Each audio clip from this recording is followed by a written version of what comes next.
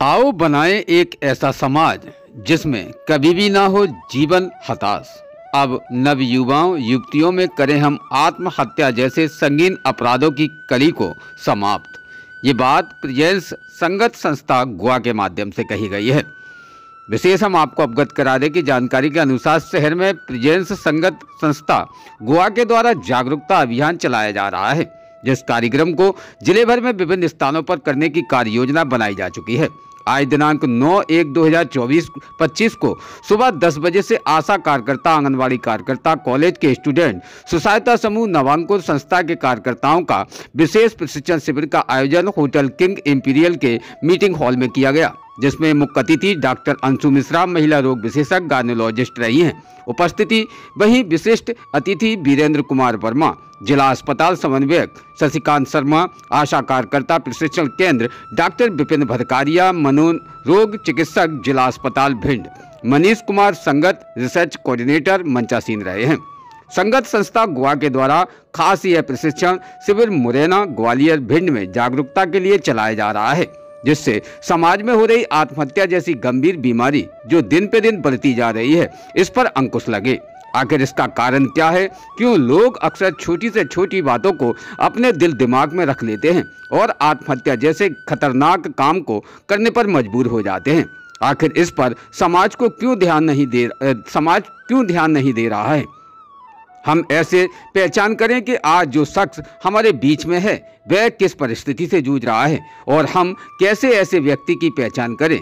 हमें किस डॉक्टर के पास किसको दिखाना चाहिए, कैसे लोगों से परामर्श लेना चाहिए, इन सभी बिंदुओं पर प्रशिक्षण के दौरान ध्यान केंद्रित किया गया। वही प्रशिक्षण में महिलाएं बेटियों की संख्या 1 सैकड़ा से अधिक देखी गई थी और सभी सदस्यों से प्रश्न कर उत्तर भी लिए गए हैं। मुख्य अतिथि डॉक्टर अंशु मिश्रा ने बताया कि व्यक्ति सबसे ज्यादा परेशान अपने निजी जीवन से होता है, जिससे उम्मीद तो अधिक करता है और उम्मीदों पर खरा ना उतर पाने की वजह से परिवार के लोग जब उसको संबल ना देने की वजह से उसका मजाक हंसी उड़ाने लगते हैं, तो व्यक्ति ऐसे अपराध की तरफ भागने लगता है, जिसमें समाज और परिवार के जिम्मेदार लोगों को चाहिए कि वे उस व्यक्ति की बात सुने और उसको कमजोर ना होने दें, तो निश्चित ही ऐसी घटनाओं पर अंकुश लगेगा। वही डॉक्टर विपिन भदकारिया ने बताया, बच्चों की पहली मित्र माँ होती है और माता बच्चों को अपने दिल की बात आसानी से बता देती है, वही बच्चे भी अपनी बात माँ को आसानी से बता देते हैं। ऐसी स्थिति में माँ और पिता को सारी बात बता देते हैं, जो कि माता और पिता दोनों बैठकर अपने बच्चे की हर परेशानी का हल निकाल सकते हैं। वीरेंद्र वर्मा, जिला अस्पताल के द्वारा बताया गया कि जिला अस्पताल में कमरा नंबर 25 में शासन के द्वारा एक ऐसे मनोचिकित्सक का मन कक्ष बनाया गया है, जिसमें आकर मनोरोगी स्वयं अपनी बात साझा कर सकता है और उसकी बात का संपूर्ण जवाब संतुष्टि से भी दिया जाएगा। शशिकांत वर्मा, जो कि जिले में श्रीमती भगवती बाई शिक्षा प्रसार समिति चलाते हैं, उन्होंने काफी महिलाओं को प्रशिक्षण देकर आज समाज में आशा ऊषा कार्यकर्ताओं का योगदान दिया है। शशिकांत शर्मा ने कहा, आत्महत्या जीवन की सबसे बड़ी बुराई है। हमें आत्महत्या जैसे अपराधों पर स्वयं निकलकर सामने आना होगा। परिवार में कभी भी ऐसी भाषा शैली का प्रयोग न करें जिससे तनावपूर्ण स्थिति पैदा हो। बेटियों और बेटों को भी कभी भी ज्यादा प्रेशर नहीं देना चाहिए। जो जिस कार्य को कर लेता हो हमेशा उसी कार्य में उसकी भागीदारी रखनी चाहिए। कभी भी परिवार के जिम्मेदार व्यक्ति को उन पर अत्याचार, शोषण या गिलानी आमजन जैसी की तुलना का संकेत नहीं करना चाहिए। तभी हम इस कार्य में सफल हो सकते हैं।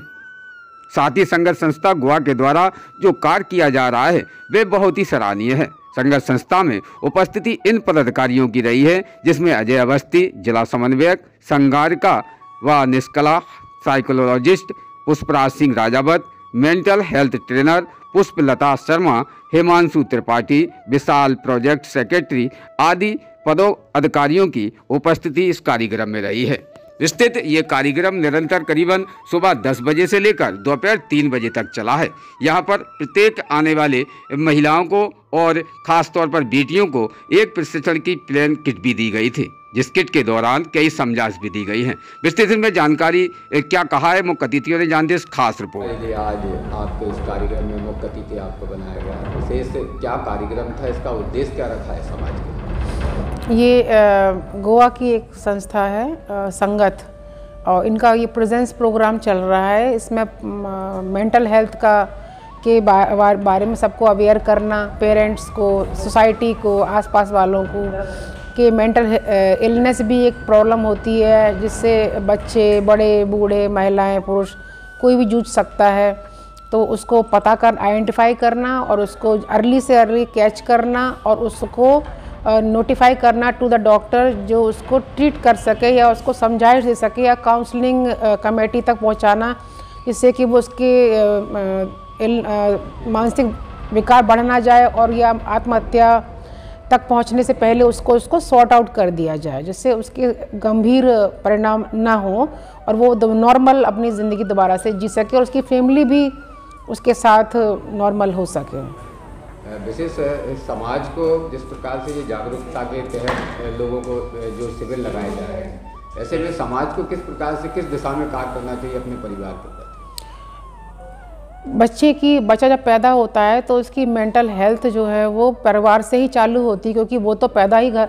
होने के बाद सीधे घर में ही आया है, तो जो माहौल उसको मिलता है उसी से उसकी मेंटल हेल्थ का स्टार्टिंग होती है। और उससे पहले भी जब वो पेट में होता है, वो जब वो धरती पे आया, भगवान ने इसे बहुत साफ और एक सफ़ेद कोरा कागज़ बना के भेजा। उसके बाद जब माँ के पेट में आया तो माँ की मेंटल हेल्थ से ही वहाँ से कार्यक्रम चालू होता है। और माँ की हेल्थ जो है वो किशोरी की हेल्थ होती है। किशोरी की हेल्थ के लिए समाज में महिलाओं के प्रति बहुत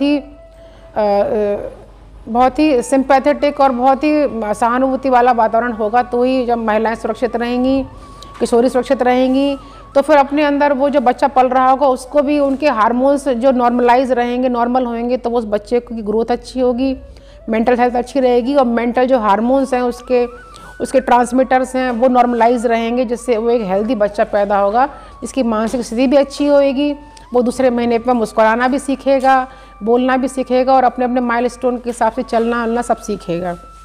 पर यदि पेट के अंदर आने के बाद उसकी माँ की मेंटल स्थिति सही नहीं है, हर कोई उसे ताने दे रहा है या उसे भरपूर खाना नहीं मिल पा रहा है या उसकी कोई बात नहीं सुन रहा है या पति से उसका विवाद है या उसके इन-लॉ से उसका कुछ चल रहा है या फिर वो ज़बरदस्ती कुछ ना कुछ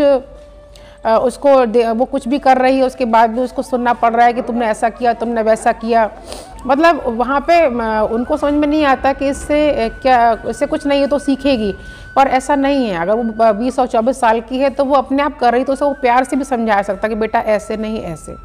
तो मानसिक स्थिति अगर माँ की ही खराब होगी तो जो बच्चा पैदा होगा वो ऑलरेडी थोड़ा सा 100 से कमतर ही रहेगा। उसके फिर वो आगे कैसे अपने आप को लीड करेगा इस दुनिया में, उससे भी हमको सोचना चाहिए। तो जब गर्भावस्था चालू होती है तो महिला के प्रति पति का व्यवहार, उसकी सास का व्यवहार, उसकी नंदों का व्यवहार, उसके ससुर का व्यवहार, सबका बहुत ही प्यार और स्नेहपूर्ण होना चाहिए।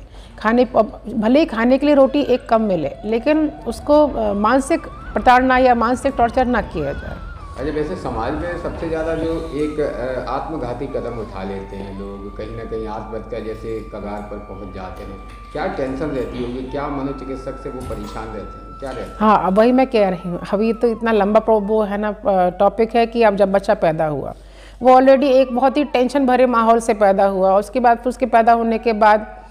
बहुत सारे अपने सोशल में ऐसा होता है कि ये नहीं खाना है, वो नहीं खाना है, ऐसे नहीं करना है, वैसे नहीं करना है। अब बच्चा बीमार हो गया तो अब उस पर किसी एक पे आक्षेप लगाया जा रहा है या फिर उसके पति की इतनी अर्निंग नहीं है कि वो अपनी सुविधाएं दे पा रहा है, या बच्चा बड़ा हो रहा है तो माँ बाप के बीच में लड़ाइयाँ हो रही हैं, वो कमरे में सॉर्ट आउट नहीं हो रही कि वो समझदार जो लोग होते हैं वो कमरे में लड़ाइयाँ सॉर्ट आउट कर लेते हैं, लेकिन जो थोड़े अधजल गगरी टाइप के होते हैं वो चौरे में आके लड़ते हैं, आंगन में लड़ाई को चालू करते हैं, तो घर के और भी लोग उसका मज़ा लेते हैं और बच्चा उसको देख के परेशान होता है।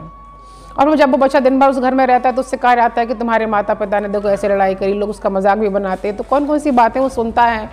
या उसको झेलता है और कितनी बातें वो बोल पाता है, किसी से शेयर कर पाता है या नहीं कर पाता है, वहाँ से भी स्थितियाँ चालू होती हैं। उसके बाद जब वो स्कूल जाता है तो वहाँ पढ़ाई का टेंशन, अगर उसकी मेंटल हेल्थ बहुत अच्छी नहीं है और उसको अपनी पढ़ाई को कोप अप नहीं कर पा रहा क्योंकि कॉम्पिटिशन बढ़ रहा है, अब वो पढ़ाई से कोप अप नहीं कर पा रहा, घर में अलग प्रॉब्लम्स हैं,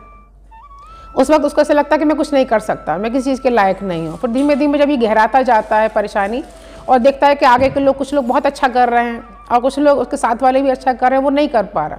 फिर वो अवसादग्रस्त होता जाता है।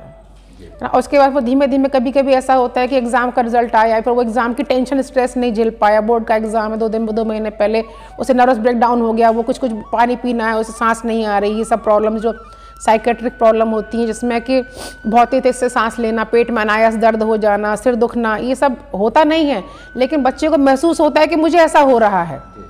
तो फिर उसके चलते उसकी दवाइयाँ चालू हो जाती हैं, साइकेट्रिक डॉक्टर को दिखाया जाता है, उसका एग्ज़ाम तो गया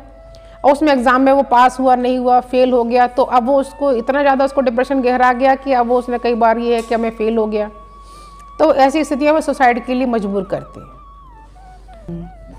अब आखिरी इसको समाप्त करते हुए कहना चाहती हूँ कि ये आशा कार्यकर्ताओं को जो भी काम दिया जा रहा है कि ये स्क्रूटनी करें, हर घर में इन लोग की लिंक रहती है, तो ये जाके पता कर सकती हैं कि घर में 6 सदस्य हैं और किसी एक का अगर कहीं मन नहीं लग रहा है या पढ़ाई में पीछे जा रहा है या किसी से बात नहीं करता है या हर वक्त दुखी रहता है या नेगेटिव बातें करता है, तो उसको परिवार वालों से पूछें कि कोई ऐसा बच्चा या कोई ऐसा परिवार सदस्य तो नहीं है जो आजकल कि मेरा मन नहीं लगता, आजकल मुझे जीने की इच्छा नहीं होती है, मैं ये सोचता हूँ कि मैं क्या कर रहा हूँ। अगर कुछ इस तरह की बातें हैं जो कि डॉक्टर द्वारा या मीटिंग में इन लोगों को सिखाई जाती हैं, ऐसा पूछें, और ऐसा है तो उसको नोटिफाई करें और उसको आगे प्रोसीड करें। और इसमें समाज को भी बराबर से सहयोग देना चाहिए, क्योंकि अगर कोई नुकसान होता है तो उनके पूरे परिवार का नुकसान होता है। तो आशाएं उसको चिन्हित कर सकती हैं और समाज इसमें आगे बढ़ चढ़ के पार्टिसिपेट कर रहा है और मेंटल हेल्थ पे आजकल बहुत जोर दिया जा रहा है। ऐसी संस्थाएं भी बहुत आगे आके सपोर्ट कर रही हैं, क्योंकि मेंटल इलनेस कभी दिखती नहीं है, दर्द है, कैंसर है या फिर बुखार है, ये दिखता है, और जब काम कर रही है और इस तरीके से बहुत सी संस्थाओं को आके करना चाहिए, जिससे कि गांव-गांव में और शहर में हर जगह हर एक अच्छा ये लोग अपने आप को दबा हुआ ना महसूस करें कि मैं किससे बात करूं, मैं कहाँ जाऊं। और ये सेंटर्स भी होने चाहिए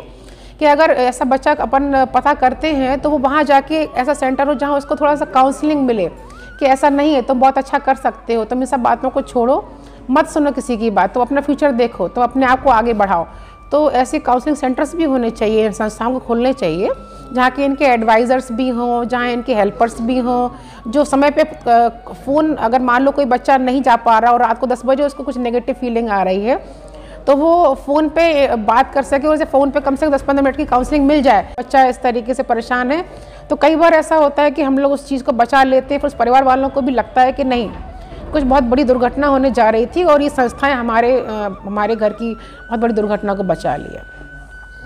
इंडिया अभी डेवलपिंग कंट्री है और यहाँ पे अभी रोज़गार की भी इतनी अच्छी वो सब व्यवस्था नहीं है, युवा भी परेशान है, पढ़ाई का कंपटीशन है। तो अपने अगर ये संस्थाएं अच्छे से काम करती हैं और सबका मेंटल हेल्थ अच्छा रहता है तो ये आगे भविष्य के लिए भी भारत इंडिया के लिए बहुत अच्छा है। धन्यवाद। मुझे इस कार्यक्रम में आके सच में बहुत अच्छा लगा, क्योंकि ऐसी समस्या है जो हम सभी 100% हमें लगता है कि हम लोग भी आज इस समस्या से जूझ रहे हैं कहीं ना कहीं, क्योंकि हमारे पास भी ऐसा कभी कभी स्थिति ऐसी आती है कि हमको भी लगता है कि हमारे पास भी ऐसा कोई हो जिससे हम अपनी बात कह सकें। कभी कभी हम लोग को ही समझ में नहीं आता कि हमारे अंदर क्या चल रहा है और हम इसको कैसे शेयर करें, कोई और सामने वाला इसको कैसे कहें ना कहें, कोई हो जो समझे और हमें थोड़ा सा सलाह दे, 5-10 मिनट राय दे। कभी हम सभी इसी चीज़ से जूझ रहे हैं, कोई ज़्यादा कोई कम, इसको हमें कम में नहीं लिखने लेना चाहिए। बता सर, आज होटल किंग इंपीरियल में एक विशेष मीटिंग प्रेजेंट्स की रखी गई है। विशेष इस मीटिंग का उद्देश्य क्या रखा है और क्या लोगों को जागरूकता देना चाहते हैं? सबसे पहले मेरा सभी दर्शकों को नमस्कार रहेगा। और ये मुख्य रूप से प्रेजेंस जो नामक हमारा प्रोग्राम है, ये प्रेजेंस का अर्थात है कि हम प्रमोशन, प्रिवेंशन और प्रोटेक्शन कर रहे हैं, जिसका अर्थात होता है कि प्रमोशन हम जागरूकता कर रहे हैं, प्रिवेंशन में रोकथाम कर रहे हैं और प्रोटेक्शन में हम सुरक्षा प्रदान कर रहे हैं। तो ये बेसिकली हम एडोलेसेंट मेंटल हेल्थ पे चला रहे हैं, जो कि एक युवा मानसिक स्वास्थ्य पे हम कार्यक्रम कर रहे हैं। और मुख्य तौर पे हमारा ये जो प्रोग्राम है ये मध्य प्रदेश राज्य में के 3 ज़िलों में हम चला रहे हैं, वो है भिंड, मुरैना और ग्वालियर। तो मुख्य तौर पे हम देखें, इसका चलाने का मुख्य कारण यह है कि ऐसे देश में अगर हम देखें तो जैसे जो आत्महत्या में सबसे ज़्यादा जो हमारे संख्या हैं, वो जैसे हम कह सकते हैं कि तमिलनाडु है, आंध्र प्रदेश है और महाराष्ट्र है और मध्य प्रदेश, राजस्थान। तो मध्य प्रदेश में जब जो रिसेंट जो रिसर्च जो सर्वे हुई उसमें ये पाया गया कि युवाओं में सबसे ज़्यादा आत्महत्या जो है भिंड, मुरैना और ग्वालियर जो क्षेत्र है हमारे, उसमें सबसे ज़्यादा है। तो ये डिप्रेशन जो है, अवसाद, या कई बार होता है कि हम इन चीज़ों को नज़रअंदाज कर देते हैं, लेकिन यही जो युवा के जो पीढ़ी है, युवा के जो समय है, तो ये जो आखिरकार जो विकास का समय होता है, इसमें ये बहुत हद तक ये बहुत अत्यधिक मायने रखता है कि आगे का जो पर्सनालिटी मेकअप होगा as a adult, as a बड़े बुज़ुर्ग, तो उनका क्या मेंटालिटी होता है, ये मुख्य रूप से इसी पर निर्भर होता है। तो आज के इस प्रोग्राम में मुख्य तौर पर जो ये प्रोग्राम हमारा एक संगठ नामक संस्था है, जिसमें मैं मध्य प्रदेश राज्य में मैं एज ए स्टेट लीड, मैं एक साथ में एक मानसिक स्वास्थ्य कार्यकर्ता भी हूँ, एक मेंटल हेल्थ प्रोफेशनल हूँ, और मैंने विशेष करके इसमें पढ़ाई की है। तो संगठ जो है हमारा पिछले 25 वर्षों पे मानसिक स्वास्थ्य क्षेत्र में काम कर रही है। और अगर हम मध्य प्रदेश के क्षेत्र में बात करें तो पिछले 10 वर्षों से हम कार्य कर रहे हैं। और इसके अलावा हमारे कई ऐसे प्रोजेक्ट हैं, एम्पावर है, सहारा है, जो हम गर्भवती और धात्री महिलाओं के लिए काम कर रहे हैं। परंतु युवा मानसिक स्वास्थ्य में युवाओं के लिए, जो स्कूल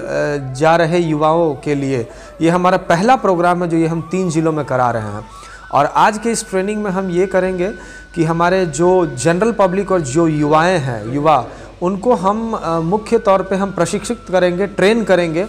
कि वो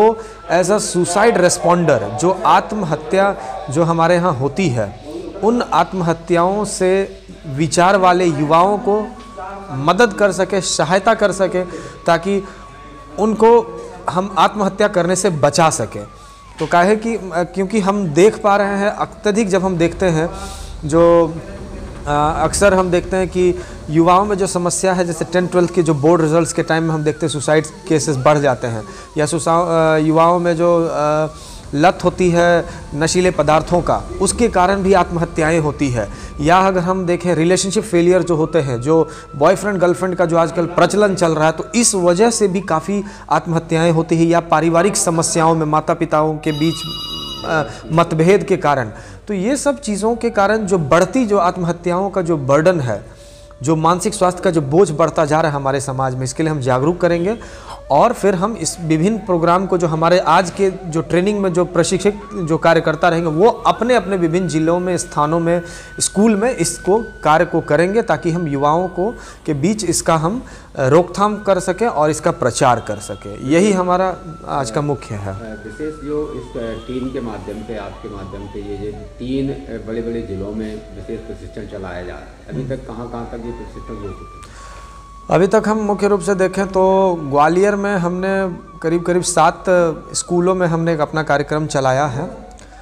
और यहाँ तक कि उसमें एक ITI कॉलेज भी है, गवर्नमेंट जो ITI कॉलेज है हमारा मुरैना रोड में, वहाँ पर हमने चलाया है इस प्रोग्राम को। और मुरैना ज़िले में अगर हम बात करें तो हमने ऐसे 4 कार्यक्रम हमने कर दिए हैं मुरैना ज़िले में। यही सुसाइड गेटकीपर हम कहते हैं, सुसाइड रेस्पॉन्डर, जिनको हम ट्रेन करते हैं, जो आत्महत्याओं वाले विचार वाले जो हमारे युवा हैं, जिनके बीच वो काम करेंगे। तो इस ट्रेनिंग में हमारे टीम भी हैं, और साथ ही साथ जो राष्ट्रीय स्वास्थ्य मिशन है, नेशनल हेल्थ मिशन, इसके जो हमारे सर्टिफाइड साइकेट्रिस्ट है, साइकोलॉजिस्ट भी हम सब मिलकर ये ट्रेन कर रहे हैं। और साथ ही साथ ये भिंड में हमारा आज का ये पहला कार्यक्रम है। इसके साथ हम आने वाले तिथियों में जैसे 20, 21, 22 और 23 को भी आगे हम प्रोग्राम करेंगे। ऐसा ही विशेष इसमें क्या टीम है आपकी, कितनी टीमों के माध्यम से ये आप प्रशिक्षण करें? क्या आपने कॉलेज के बाद कोचिंग संस्थाओं को भी चुना है? जी, हमारे यहाँ मुख्य रूप से अगर हम देखें तो अभी फ़िलहाल हमारे यहाँ 13 लोगों की ट्रेंड वर्कफोर्स है। और न केवल ही हम स्कूल में, कॉलेज में और कोचिंग संस्थाओं में, बल्कि हम आम नागरिकों में भी जागरूक कर रहे हैं। जैसे जो हमारे यहाँ जो स्वास्थ्य कर्मी होते हैं, कार्यकर्ता, जैसे हम ग्रामीण क्षेत्र में देखें आशा और ANM, उनके बीच भी हम ये ट्रेनिंग कर रहे हैं। आज के इस हमारे प्रशिक्षण में वो भी भागीदारी हैं।